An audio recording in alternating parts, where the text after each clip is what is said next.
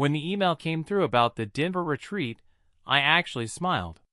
No sarcasm, no red flags, just a simple, "That might be nice." 3 days in the Rockies, all expenses paid. Nature, a luxury hotel, team building games, spa access. After a year of deadlines and Zoom fatigue, it sounded like something we actually needed. Especially me and Amy. We'd been stretched thin. Not fighting, just distant. Late nights, early mornings, small talk over burnt toast. The retreat felt like a reset button. "You and Amy coming, right?" Trevor asked, leaning over the cubicle wall. "Yeah," I said. "We could use it." He laughed. "God help us all if Gloria starts karaoke again." Amy was excited too. She texted me the same night. "Mountain air and no laundry to fold. Count me in. Let's be fun people for once." We booked the trip together. Upgraded to a room with a view. I even found the charger for my ancient DSLR, thinking maybe I'd actually take some pictures this time. Make memories. It felt simple. Like life before things got complicated. The week leading up to the trip was full of group emails and Slack emojis. Martin, our regional director, was leading the whole thing, hyper-organized, as always. Agenda PDFs, weather updates, packing tips. The guy never slept. Amy called him corporate dad. They joked a lot in meetings. Quick banter. Nothing weird. At the airport, the group vibe was electric. Everyone in sneakers and hoodies instead of business casual. Luggage rolling over tile, coffee in hand. People laughing louder than usual. Even Amy. She looked relaxed in a way I hadn't seen in months. Big scarf, messy bun, sunglasses on indoors. She kissed me on the cheek at the gate and whispered, "Let's just be stupid and happy for 72 hours, okay?" Sounded good to me. We landed in Denver mid-afternoon. A shuttle took us straight to the hotel. This beautiful, modern lodge place tucked against the mountains. Glass walls, fireplaces everywhere, sleek everything. I saw more smiles in 1 hour than in 6 months back home. And for a little while, I forgot about work. About distance. About everything. It felt like we'd hit pause on real life. Too bad real life didn't get the memo. The hotel looked like something out of a design magazine. Steel and wood, glass and stone. Massive lobby fireplace, free espresso in the lounge, cucumber water by the elevator. I joked to Amy that I might never leave. She smiled. "Promise?" We checked into our room. Big bed, floor-to-ceiling windows, a view of snow-capped peaks like a postcard. There was even a folded welcome note with our names on it. For a moment, it felt like a honeymoon we never had time for. That night, we hit the bar downstairs. It was packed, co-workers shedding their professional skins over drinks and bad playlists. Martin was already holding court near the back, surrounded by department leads. You could hear his laugh before you saw him. Amy fit right in. She always did. She ordered an old-fashioned, made a comment that cracked up the table, and slipped right into the center of things, confident, magnetic. The kind of woman who made strangers lean in. I stood by the bar for a bit, watching. Not in a jealous way. More like curious. Martin leaned toward her mid-sentence, and she threw her head back laughing, full body, head tilted, hand on his arm. Just for a second. I felt it. That tiny pulse in my stomach. They moved on to another topic, and I pushed it away. But it happened again. Later, during some dumb trivia game Gloria organized, I saw them on a couch together. Not alone, a small group, but close. His knee angled toward hers. Her smile a little too long. His hand grazing hers when he passed her a notepad. It was subtle. Too subtle to make a scene. But loud enough for me to hear it. That buzzing sound of something being slightly off. Amy was never a flirt. Not really. She was warm, funny, sharp. People liked her. But this was different. She wasn't just being friendly. She was performing. When we finally went up to the room, I didn't say anything. She peeled off her boots, flopped on the bed, and said, "God, that was fun. We should get out more." I nodded, smiled even. But the buzz didn't go away. It was the way she lit up around him. The way his hand lingered too long. The way she didn't pull back. Nothing happened. Not officially. But my gut had already started asking questions. It was the second night of the retreat. The kind of night where everyone lets go a little too much. Dinner turned into drinks. Drinks turned into just one more. The hotel bar was glowing with that soft kind of light that makes bad decisions feel cinematic. Amy had stayed down to chat with the girls. I said I'd be right back, just needed to grab something from the room. I wasn't gone more than 10 minutes. When I came back down, everything was louder, looser. People were singing along to songs they'd normally roll their eyes at. The air was thick with perfume and bourbon and whatever hotel bars are always steeped in. I walked toward the counter to grab a drink. That's when I saw them. Amy and Martin, sitting side by side in a booth tucked halfway behind a wooden column. Laughing. Not work laughing. Not we're all friends here laughing. The kind where you lean in close, mouths half open. The kind where your shoulder brushes his chest, and you don't move it away. Martin had his hand resting on the back of the booth, just behind her neck. Not touching, but close enough to feel the warmth. Amy reached for her glass and touched his wrist in that casual, unthinking way that people don't do when they're just co-workers. Then she said something that made him throw his head back. She watched him the whole time, smiling. I froze. Just long enough to feel my stomach knot. And that's when Gloria stumbled past me, 3 drinks deep, glitter sweater slightly sideways, eyes glassy. She followed my gaze, looked right at the booth, then leaned toward me and said, way too loud, "They're getting real close, honey. Closer than HR would bless, if you ask me." She laughed, snorted, kept walking. I didn't move. I just stood there, watching the two of them pretend they were still in the clear. Amy hadn't seen me yet. Or maybe she had and didn't flinch. Hard to tell. Eventually I walked to the bar, ordered whatever they were pouring. I didn't go over. Didn't interrupt. I just watched from across the room, drink in hand, pretending like this was still just a company trip. But in my head, something had already left the building. Something I couldn't get back. Next morning, she was still asleep. It was early, barely light through the curtains. I got up quietly, trying not to wake her. My head was pounding from last night's drinks, and honestly, from the silence between us. I'd barely slept. The image of them in that booth had played on loop all night. I walked around the room, grabbed my hoodie, found some aspirin. I was about to head downstairs for coffee when I heard the ping. Her phone. On the nightstand. Screen lit up. Just for a second. Normally I wouldn't look. I don't check her stuff. That's never been who I am.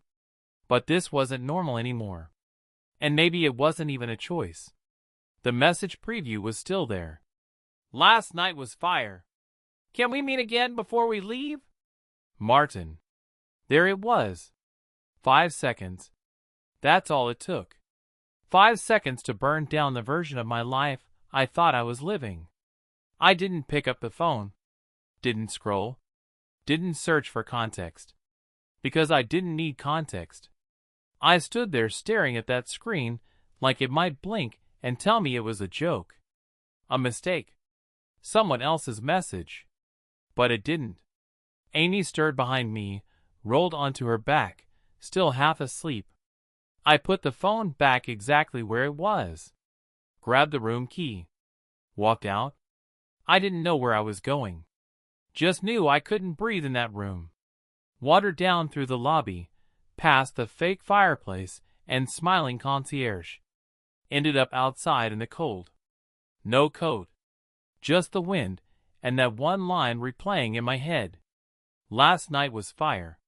Can we meet again before we leave? It wasn't even the words that hurt the most. It was the tone. Casual. Like this was normal. Like I was the part she stepped out of, not the one she stepped into. I sat on a bench by the hotel parking lot and stared at the mountains. They didn't care. The sun started rising behind them, gold and slow and beautiful. And all I could think was, so this is how it feels. Not like a movie. Not like a scream. Just quiet.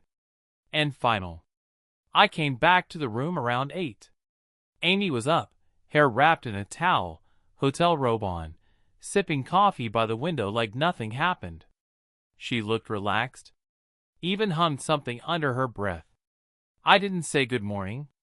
I picked up her phone from the nightstand, opened the screen, and held it out to her. She glanced at it. Froze. Her voice came fast. "Wait, Nick, that's not what it looks like." I said nothing. She stood up, clutching the robe tighter.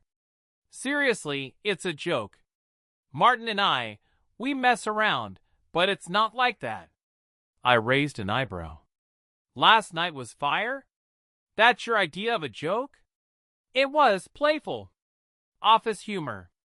You know how he is." "No," I said.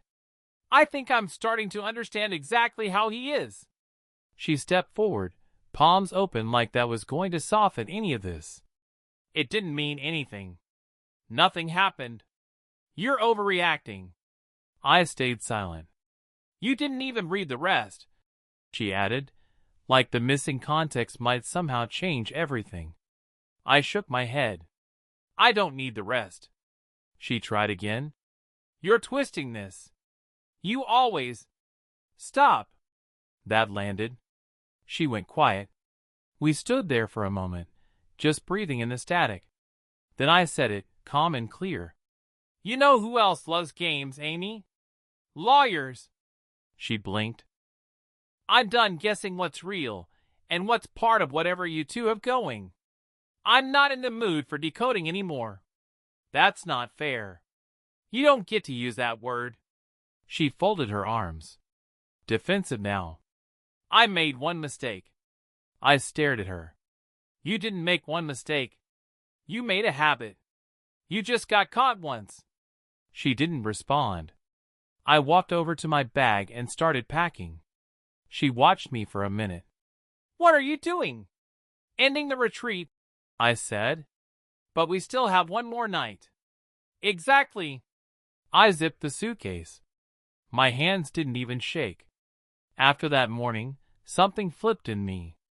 I wasn't interested in talking anymore. I didn't want explanations, or excuses, or any more lines about misunderstandings.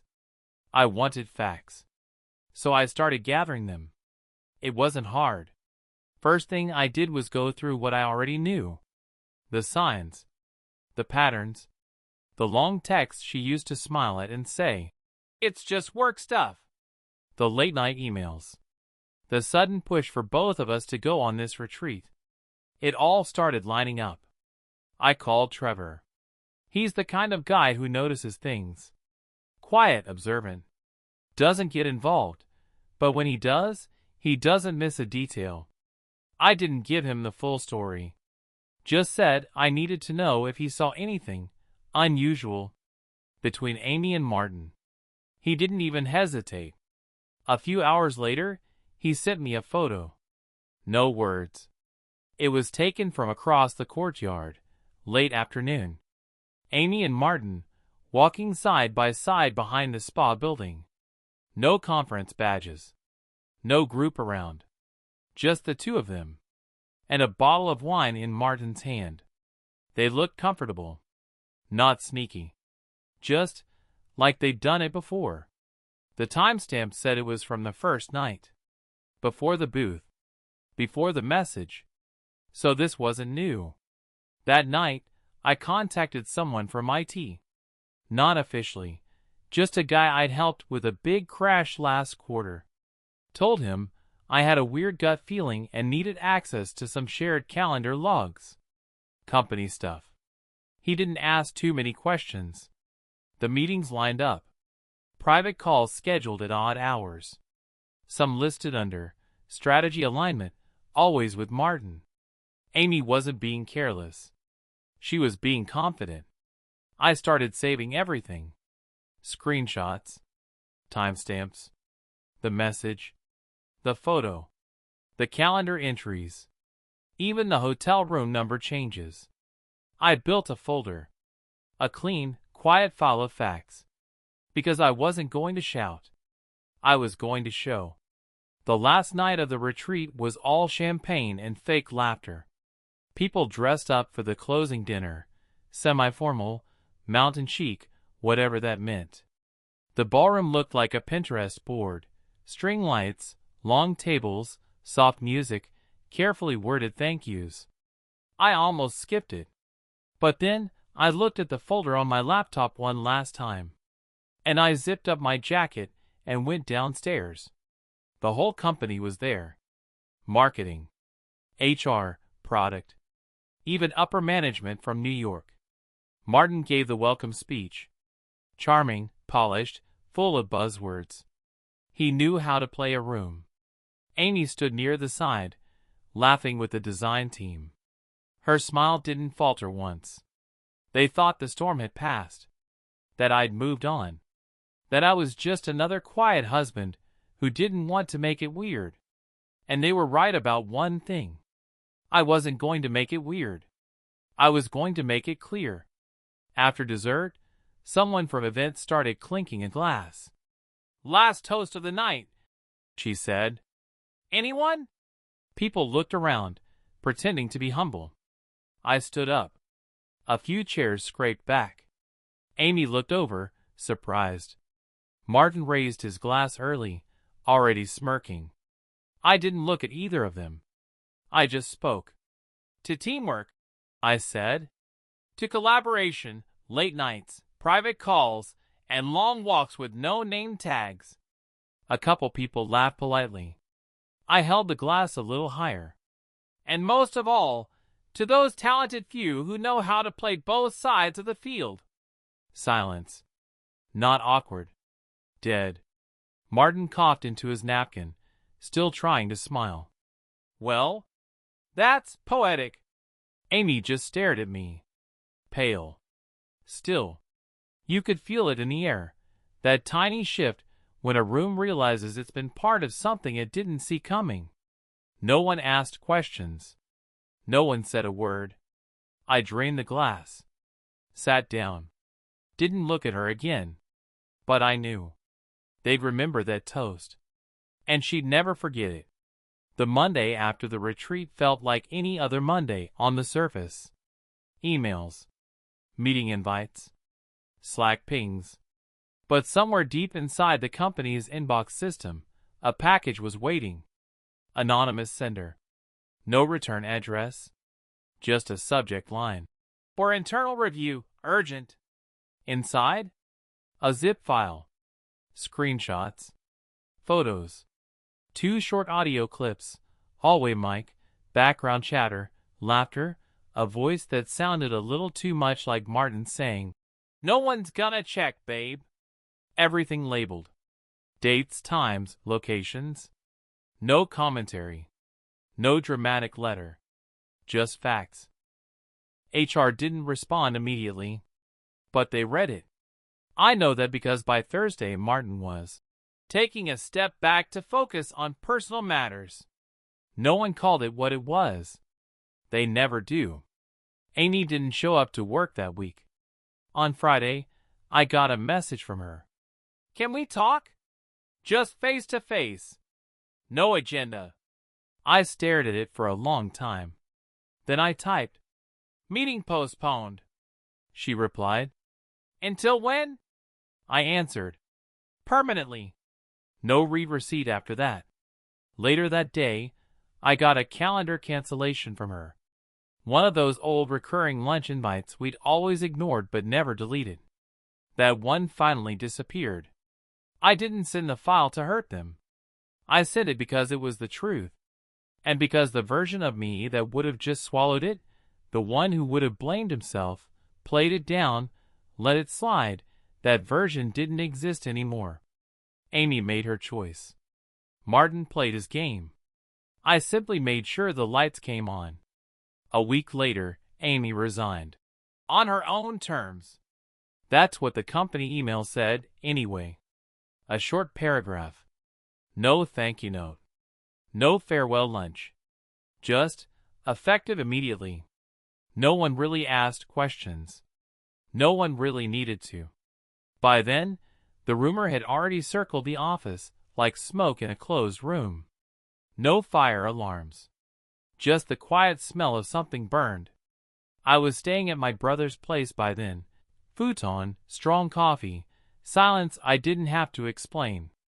The divorce papers were filed. Nothing messy. No drama. Just check boxes and signatures. And then she messaged me. Please, I know I messed up. But can't we just talk? Not to fix it, just to understand. I didn't answer. 2 hours later, she called. I let it ring out. Then she tried again. And again. Eventually I picked up. There was no voice at first, just breathing. Then, Nick, please! I can't sleep. I can't eat. I know what I did. I said nothing. She kept going. It wasn't about him. It was about me. I felt small. Invisible. I wanted someone to notice me. And he did.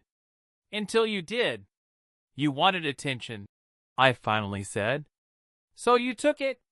At my expense. She started crying. I didn't mean to hurt you. But you did. Silence again. Heavy this time. Then she said, So that's it? I didn't answer. Because what else is there to say when someone breaks something you both built, and they're still surprised it doesn't hold? I ended the call. That night, I sat on the porch with my brother, drinking coffee while he grilled something we'd probably burn. We didn't talk about her. We talked about a house he might buy. A trip I should take. Anything but the woman who used to be my whole life. Funny how fast everything breaks once the truth shows up. One night. One message. And everything I thought I could trust cracked wide open. 6 months later, I moved to Portland. New job. Smaller team. A startup run out of a brick building with bad parking and too much heart. No company retreats. Just honest work and people who don't fake smile through their teeth. It felt right. My apartment's small, but the windows face the hills. On clear days, I can see Mount Hood. I drink too much coffee now, but it feels earned. Some evenings, I sit by the window, legs up, mug in hand, just breathing. No alerts.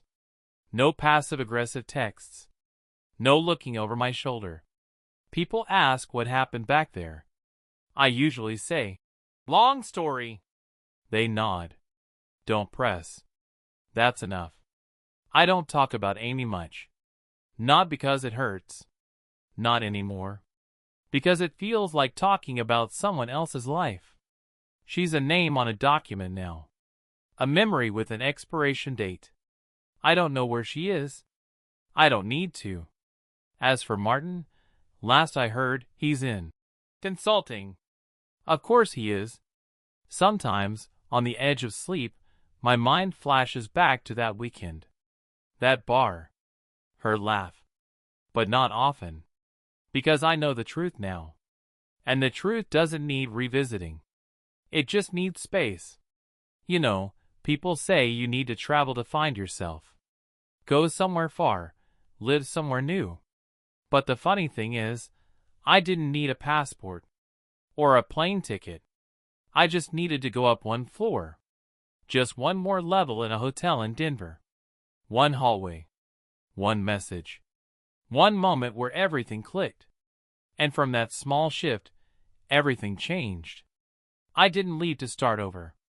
I left to stop lying to myself. And now? Now I live in a quiet city, with rain on the windows and no unread messages. It's not perfect. But it's real. And that's enough.